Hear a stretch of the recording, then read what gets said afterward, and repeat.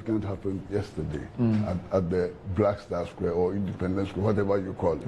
Okay. What was it? The head of state who had the largest applause, the most emphatic display of public enthusiasm. Was a 36-year-old. Ibrahim Traore. He was a Western cowboy. Yes, Ibrahim Traore. Clearly. No, not that. That should say something.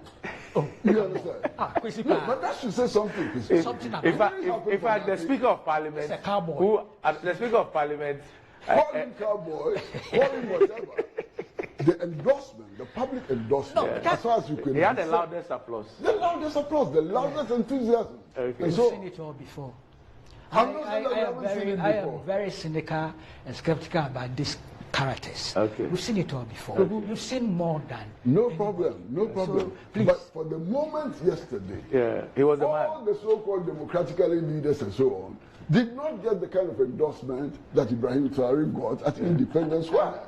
And that's a statement. I'm struggling to get the logic of your point. What is it? That the Ghanaian community... No, not just the Ghanaian community. No, we're a majority there. The people clapping. Majority, obviously, were Ghanaians, Ghanaian citizens. Okay. What were they endorsing? What they were endorsing? They were endorsing a struggle against neocolonialism. They were endorsing a struggle for African people to take hold of their resources and to exploit it for their own benefit. They were endorsing a regime which is saying no to foreign military bases on African soil and so on. Those were the things they were endorsing. Now, democracy, I'm saying that democracy must yield something that the people want. Right. Because democracy in our lifetime and throughout the world on many occasions has yielded things that are against the interests of the people. Clearly, so-called democracy. And in any case, if you come to test for ingredients in this so-called democracy, you find it lacking in many of the countries in West Africa. We fought for this. Why did we fight to restore constitutional normalcy and multi-party democracy? Why? Why did we do that? We put our lives on the line. Yes. Some died, actually. Yes. Some died. Many died. Yes. But so why did we do that? No, Kwaku. We did that in expectation of certain results.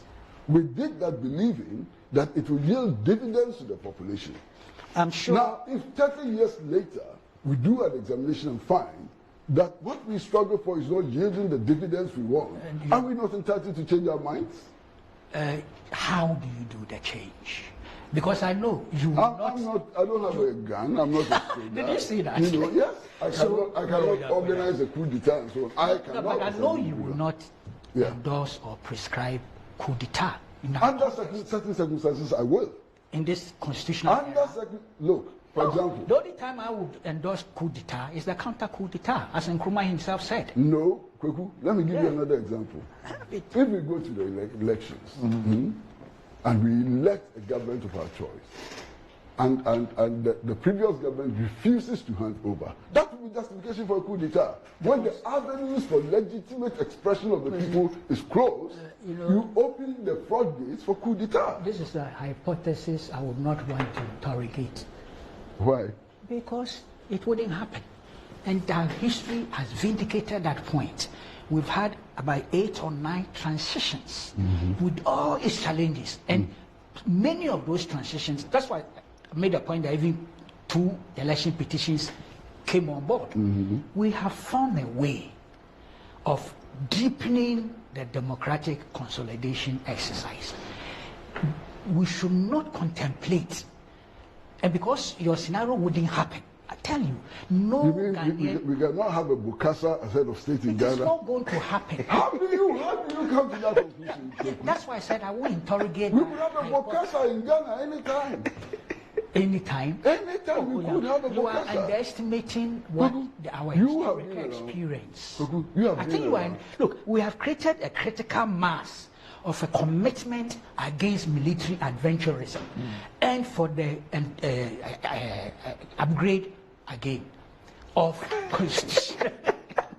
constitutional democracy. Look, it's not a perfect system. No way. I'm not talking about perfection. I'm talking of a certain journey that we have taken, including with your support. Yeah. Well, With your effort, your participation. And here you give me a scenario, a hypothesis of a Bokassa at this stage in our history. It won't happen, my brother. I'm surprised that you've come to a conclusion that it won't happen. Because I'm looking at elections in Ghana since 1991. Yes. And I'm looking at some of the candidates, some of the people who qualified to be on the ballot. That's their views, the people their decided, and so on. It's their right to be there.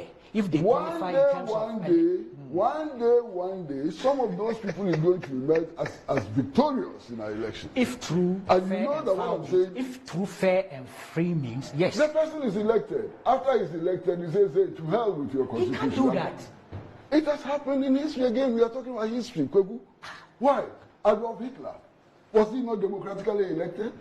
Look at what he put the world through. Kwasi, again you've gone to... So I'm saying that when we have a situation and a Bokassa emerges and Adolf Hitler emerges, it becomes legitimate and proper. I'm sure you are saying... Okay. All right. That's what I'm saying. Okay. See, you know what? This argument, yeah, if you are not careful, yes, could be reversed to justify the 66 coup. If you are not careful with this logic, it could be reversed. In 1966, we didn't have a Bokassa in power. So we cannot reverse this argument to justify the 1966 I'm talking... And again, on hindsight, you know my position. I know. I'm talking of on people hindsight who assumed that what we had was a Bokassa. No. They thought we had a life president when Nkrumah was never declared formally a life president. Agreed. But they thought we had, not that they thought, they saw a one-party state. The fact, again, and I'm being very honest, the 66 coup was completely unjustified. It was a foreign teleguided adventure. So that is not an issue we are going to even debate here. But the 65 elections, you could also call it selection. 1965, the second parliament of the First Republic. You could say so. Because it was only the party, the Central Committee, that did the selection of the members of parliament. And then they were declared unopposed and came to parliament, the second parliament. And there are people who see those things as why they should justify the 1966 coup. Because they look at just those things. I don't. I disagree. Especially when you realize that it was foreign teleguided. But you see, and financed. Yeah, so we have to be very careful. There's no way that the 1966, I'm not saying that you are justifying it, but there's no way that the 1966 coup can be justified based on the evidence available to us now. We have the evidence. Even then. No. The evidence suggests very clearly that the 1966 coup had nothing to do with the emergence of a Bokassa. The 1966 coup came about only because Western interest was affected by the government then. But they were plotting the coup. Yes. The CIA, the British intelligence, and the government. But it was not to entrench democracy.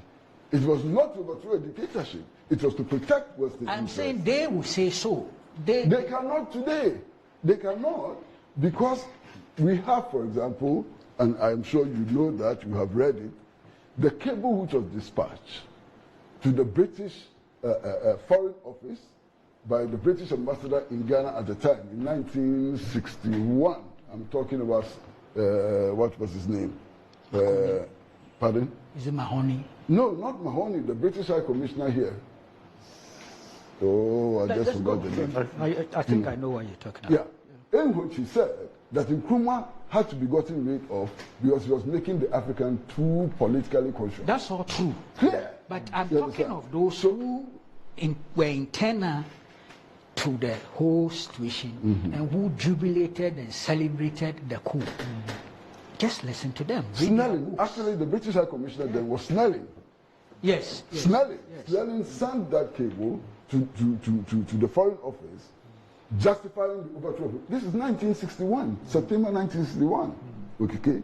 So they cannot turn around today and tell us that because a Bokassa was emerging in Nkrumah and so on. It is not. Look, even the it is read that these classified documents of the CIA and so on, it's clear why they conspired. In 1958, we were multiple. I had the privilege. But there was a coup attempt. I had the privilege, of interviewing AK the coup before he died. And Randy, I'm sure you've seen that on hot interview. issues. Yes, you've seen that interview. Hot issues in on which TV3. he admits that as far as he was concerned, Nkrumah was the best leader that Ghana ever had. He was